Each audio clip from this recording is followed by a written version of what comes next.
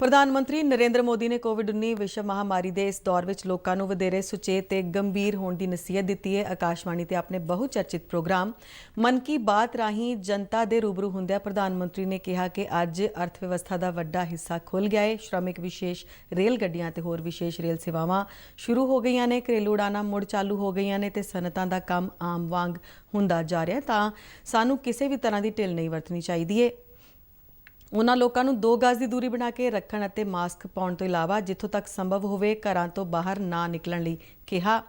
ਉਨ੍ਹਾਂ ਜ਼ੋਰ ਦੇ ਕੇ ਕਿਹਾ ਕਿ ਲਾਕਡਾਊਨ ਕਾਰਨ ਦੇਸ਼ ਨੇ ਭਾਰੀ ਮੁਸ਼ਕਲਾਂ ਝੱਲੀਆਂ ਤੇ ਹੁਣ ਉਹ ਮਿਹਨਤ ਅਜਾਈ ਨਹੀਂ ਜਾਣੀ ਚਾਹੀਦੀ।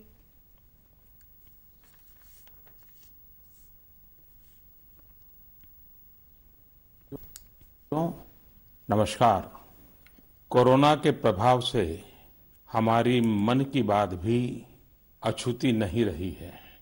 जब मैंने पिछली बार आपसे मन की बात की थी तब पैसेंजर ट्रेनें बंद थी, बसें बंद थी, हवाई सेवा बंद थी। इस बार बहुत कुछ खुल चुका है।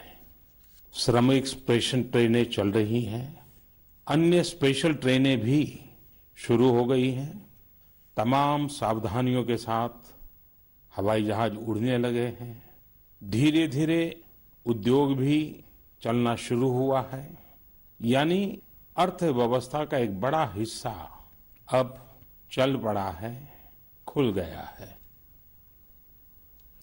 ਪ੍ਰਧਾਨ ਮੰਤਰੀ ਨਰਿੰਦਰ ਮੋਦੀ ਨੇ ਕੋਰੋਨਾ ਸੰਕਟ ਦੇ ਇਸ ਦੌਰ ਵਿੱਚ ਦੇਸ਼ ਦੇ ਵੱਖ-ਵੱਖ ਹਿੱਸਿਆਂ ਵਿੱਚ ਕੋਰੋਨਾ ਵਿਰੁੱਧ ਜੰਗ ਵਿੱਚ ਸਹਿਯੋਗ ਕਰਨ ਵਾਲਿਆਂ ਦੀ ਭਰਪੂਰ ਸ਼ਲਾਘਾ ਕੀਤੀ।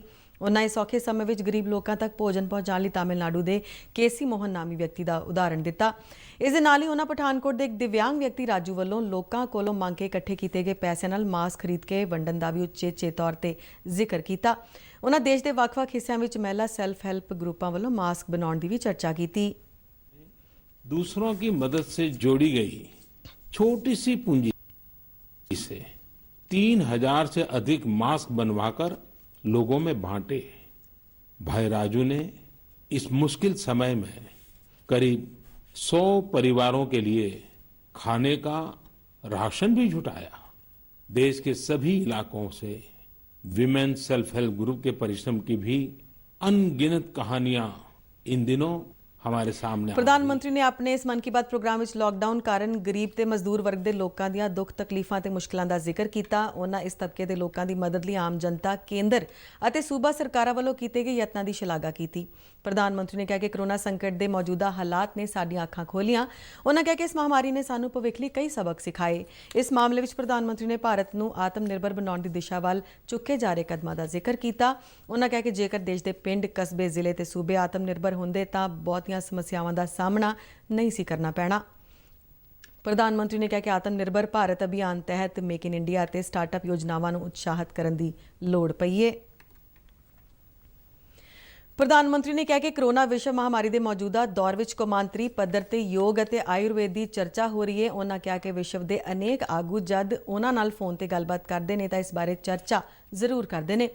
ਪ੍ਰਧਾਨ ਮੰਤਰੀ ਨੇ ਦੇਸ਼ ਦੀ ਜਨਤਾ ਨੂੰ ਭਾਰਤ ਸਰਕਾਰ ਦੇ ਆਯੁਸ਼ ਮੰਤਰਾਲੇ ਵੱਲੋਂ ਮਾਈ ਲਾਈਫ ਮਾਈ ਯੋਗ ਨਾਂ ਦੀ ਵੀਡੀਓ ਬਲੌਗ ਪ੍ਰਤੀਯੋਗਤਾ ਵਿੱਚ ਹਿੱਸਾ ਲੈਣ ਦੀ ਅਪੀਲ ਕੀਤੀ। ਪ੍ਰਧਾਨ ਮੰਤਰੀ ਨੇ ਆਯੁਸ਼ਮਾਨ ਭਾਰਤ ਦਾ ਜ਼ਿਕਰ ਕਰਦਿਆਂ ਕਿਹਾ ਕਿ ਇਸ ਯੋਜਨਾ ਤਹਿਤ ਹੁਣ ਤੱਕ 1 ਕਰੋੜ ਭਾਰਤੀਆਂ ਦਾ ਇਲਾਜ ਹੋ ਚੁੱਕਿਆ ਹੈ, ਜਿਨ੍ਹਾਂ ਵਿੱਚੋਂ 80% ਲੋਕ ਪੇਂਡੂ ਇਲਾਕਿਆਂ ਨਾਲ ਸੰਬੰਧ ਰੱਖਦੇ ਨੇ। ਉਨ੍ਹਾਂ ਕਿਹਾ ਕਿ ਜੇ ਇਹ ਯੋਜਨਾ ਨਾ ਹੁੰਦੀ ਤਾਂ ਇਹ ਲੋਕ ਸਰਜਰੀ ਸਮੇਤ ਹੋਰ ਗੰਭੀਰ ਬਿਮਾਰੀਆਂ ਦਾ ਇਲਾਜ ਨਾ ਕਰਵਾ ਪਾਉਂਦੇ। ਪ੍ਰਧਾਨ ਮੰਤਰੀ ਨੇ ਅੱਜ ਦੇ ਮਨ ਕੀ ਬਾਤ ਪ੍ਰੋਗਰਾਮ ਦੌਰਾਨ ਵਾਤਾਵਰਣ ਦੀ ਸੰਭਾਲ ਵਿਸ਼ੇ ਤੇ ਖਾਸ ਗੱਲਬਾਤ ਕੀਤੀ। ਉਨ੍ਹਾਂ ਲੋਕਾਂ ਨੂੰ ਬਰਸਾਤ ਦੇ ਮੌਸਮ ਵਿੱਚ ਪਾਣੀ ਦੀ ਸੰਭਾਲ ਕਰਨ ਦਾ ਸੱਦਾ ਦਿੱਤਾ। ਪ੍ਰਧਾਨ ਮੰਤਰੀ ਨੇ ਕਿਹਾ ਕਿ 5 ਜੂਨ ਨੂੰ ਵਿਸ਼ਵ ਵਾਤਾਵਰਣ ਦਿਵਸ ਹੈ ਅਤੇ ਇਸ ਵਾਰ ਦਾ ਵਿਸ਼ਾ ਜੈਵ ਵਿਭਿੰਨਤਾ ਹੈ। ਪ੍ਰਧਾਨ ਮੰਤਰੀ ਨੇ ਕਿਹਾ ਕਿ ਲਾਕਡਾਊਨ ਦੇ ਪਿਛਲੇ ਕੁਝ ਹਫ਼ਤਿਆਂ ਦੌਰਾਨ ਭਾਵੇਂ ਜ਼ਿੰਦਗੀ ਦੀ ਰਫ਼ਤਾਰ ਧੀਮੀ ਹੋਈ ਹੈ, ਪਰ ਇਸ ਨੇ ਸਾਨੂੰ ਕੁਦਰਤ ਤੇ ਜੈਵ ਵਿਭਿੰਨਤਾ ਦੀ ਮਹੱਤਤਾ ਬਾਰੇ ਆਤਮ ਮੰਥਨ ਕਰਨ ਦਾ ਮੌਕਾ ਦਿੱਤਾ।